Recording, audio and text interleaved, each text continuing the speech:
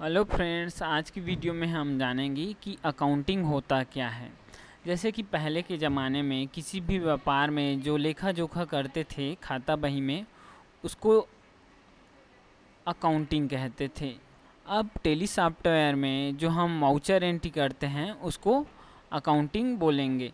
तो चलिए फ्रेंड्स, मैंने यहाँ पास पीपीटी बना के रखा हुआ है। तो सबसे पहले शुरू यहाँ पास इंट्रोडक्शन ऑफ अकाउंटिंग है। तो किसी भी व्यापारी या संस्थाओं के वित्तीय व्यवहारों का लेखा एक निश्चित पुस्तक में निश्चित ढंग से एवं नियमानुसार एवं नियमित रूप से किया जाता है, जिससे कि संबंधित अवधि के सौदे, लाभ, हानि एवं वित्तीय स्थिति का सही ज्ञान हो सके।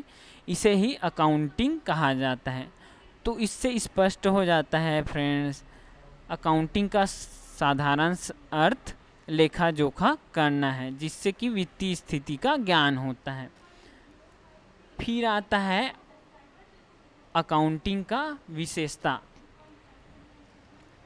सबसे पहला है आपका अकाउंट का संबंध केवल मौद्रिक व्यवहारों से है, यानी कि लेखा जोखा पैसे को मेंटेन करके रखता है।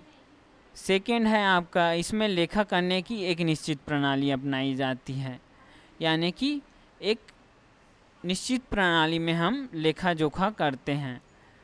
तीसरा है आपका, इसमें लेखे नियमित व तिथिवार होते हैं, यानी कि कोई भी लेखा करने के लिए नियमित ढंग से एवं एक डेट फिक्स होता है। इसके बाद आता है आपका अकाउंटिंग की कुछ विशेष आवश्यकताएं। तो सबसे पहला है आपका व्यापारिक वर्ष के अंत में लाभ हानि की स्थिति क्या है। दूसरा है आपका देनदार व लेनदार की जानकारी प्राप्त करना। तीसरा है आपका व्यापार की स्थिति की जानकारी कि व्यापार बढ़ रही है कि घट रही है। चौथा है आपका वित्तीय स्थिति की जानकारी। तो आवश्यकता ये कहता है फ्रेंड्स कि लेखा जोखा करने से हमें प्रॉपर हिसाब किताब मिल सकता है। फिर आते हैं हम टर्मिनोलॉजी ऑफ अकाउंटिंग में। तो लेखा जोखा करना है तो उसके लिए हमको सब चीज़ जानना पड़ेगा कि बिजनेस में क्या क्या चीज़ होता है। सबसे पहले शुरू बिजनेस में आता है आपका क्या चीज़, बिजनेस यानी कि व्यापार। तो व्यापार किसको बोलेंगे फ्रेंड्स, तो लाभ कमाने के उद्देश्य से किया गया वैधानिक कार्य व्यवसाय कहलाता है। दूसरा आपका आता है प्रोप्राइटर, जिसको हम लोग बिजनेस का मालिक भी बोलते हैं या व्यवसाय का मालिक भी बोलते हैं। तो व्यवसाय को प्रारंभ करने वाला व्यक्ति जो आवश्यक पूंजी लगाता है तथा लाभ प्राप्त करने का अधिकारी व हानि का जोखिम वहन करता है, व्यवसाय का स्वामी कहलाता है। तीसरा आता है आपका फाइनेंशियल ईयर या अकाउंटिंग ईयर। जिस वर्ष व्यापार शुरू करता है व्यापारी, जैसे कि 1 अप्रैल 31 मार्च तक का होता है वित्तीय वर्ष, जिसे हम फाइनेंशियल ईयर्स भी कहते हैं, जिसमें जिस वर्ष की जिस माह की जिस तिथि को व्यापार में खाते खोले जाते हैं और वर्ष के अंत में 12 माह पूर्ण होने पर खाते बंद कर दिए जाते हैं। इस एक वर्ष की अवधि को ही व्यापारिक वर्ष या लेखांकन वर्ष कहते हैं। चौथा है आपका कैपिटल या पूंजी। तो व्यवसाय के स्वामी द्वारा व्यवसाय को प्रारंभ करने के लिए फ्रेंड्स क्या क्या ज़रूरत पड़ेगा, रोकड़ का या धन का या संपत्ति का।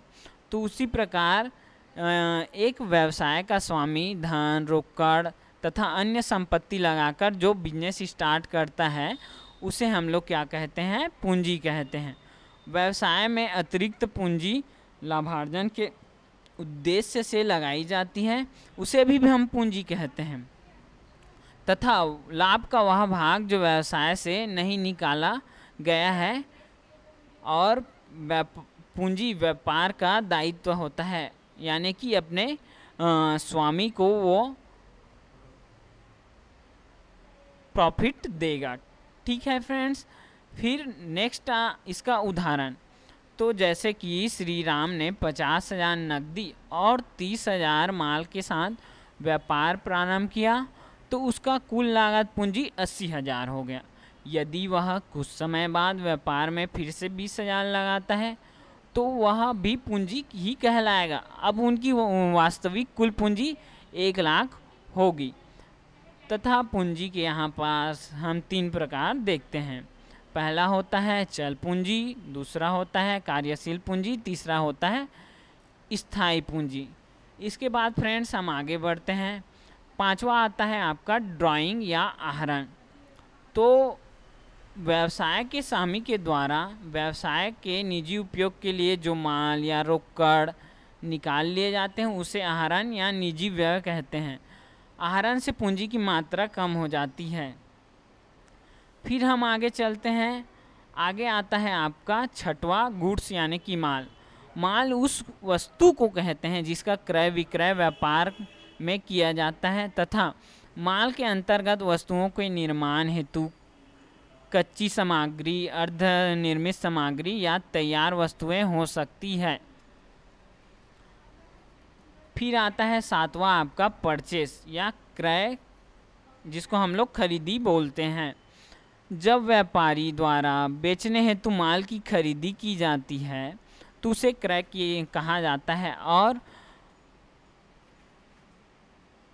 व्यापार में पैसा लगाकर या उधारी में हम लोग किसी भी माल को खरीदी कर सकते हैं। फिर आता है आपका क्या चीज़, परचेस रिटर्न या क्रय वापसी। तो खरीदे गए माल की किसी कारणवश हम लोग वापसी कर देते हैं तो उसे क्रय वापसी अथवा बाह्य वापसी कहते हैं। इसको इंग्लिश में रिटर्न आउटवर्ड भी कहा जाता है। इस प्रकार फ्रेंड्स आज की क्लासेस में हमने टर्मिनोलॉजी ऑफ बिजनेस के बारे में ये सब जाना। कल की क्लासेस में हम आगे की चीज़ें बताएंगे कि और क्या क्या होता है। इस प्रकार की वीडियो देखने के लिए हमारे YouTube चैनल को सब्सक्राइब करें, लाइक और शेयर करें। धन्यवाद।